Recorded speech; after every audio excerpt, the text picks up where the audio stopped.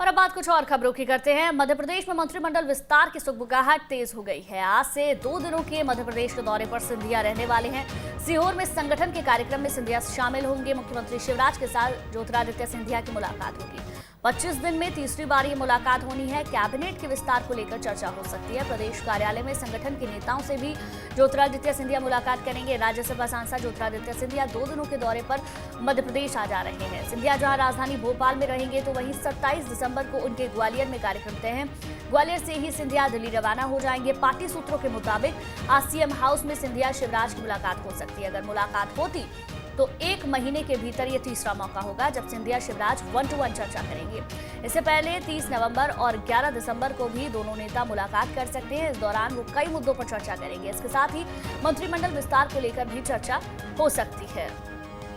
तो 25 दिन के अंदर ज्योतिरादित्य सिंधिया की मुख्यमंत्री शिवराज सिंह चौहान से तीसरी बार की मुलाकात बेहद महत्वपूर्ण मुलाकात हो जाती है, क्योंकि उपचुनाव होने के बाद 3 मंत्रियों की हार हुई और वो विभाग अभी खाली पड़े हैं। ऐसे में मंत्रिमंडल का विस्तार भी होना है।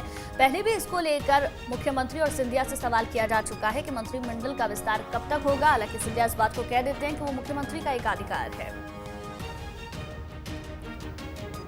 एक बार फिर राज्यसभा सांसद ज्योतिरादित्य सिंधिया भोपाल आ रहे हैं, लेकिन इस बार भोपाल के दौरे पर सिंधिया की मुलाकात मुख्यमंत्री शिवराज से नहीं हो रही है, जिसके राजनीतिक गलियारों में कई मायने निकाले जा रहे हैं। बीजेपी सांसद ज्योतिरादित्य एक बार फिर भोपाल दौरे पर आ रहे हैं, जहां पिछले 2 दौरों में सिंधिया की सीएम शिवराज के साथ मुलाकात होती रही है, लेकिन इस बार सीएम हाउस जाने का कार्यक्रम अचानक बदल दिया गया। सिंधिया अब सीएम हाउस नहीं जाकर सीधे बीजेपी के कार्यक्रम स्थल पर जाएंगे, जिसके पीछे की वजह को लेकर सियासी गलियारों में हलचल है। हालांकि बीजेपी इस पूरे मामले को किसी राजनीतिक चश्मे से नहीं देखती। उसका मानना है कि मुलाकात सीएम हाउस में हो या कार्यक्रम स्थल पर क्या फर्क पड़ता है।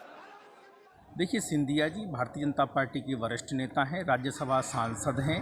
मुख्यमंत्री जी से मुलाकात उनकी स्वाभाविक है। अगर सीएम हाउस में हो वरना सीहोर के प्रशिक्षण वर्ग में हो, मुलाकात तो मुख्यमंत्री जी से होना लाजमी है कि सीएम हाउस जाना लाजमी है।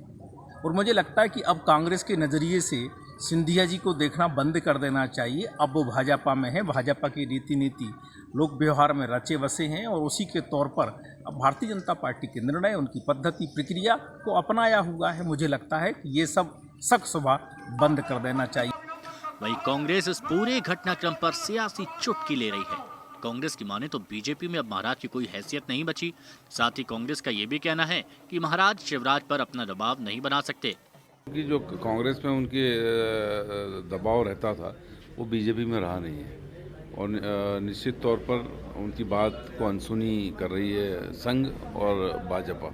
ये वैसे उनका निजी मामला है बीजेपी का, लेकिन जो खबरें आ रही वो इसी की पुष्टि करती हैं कि कुछ ठीक नहीं है वहाँ पर।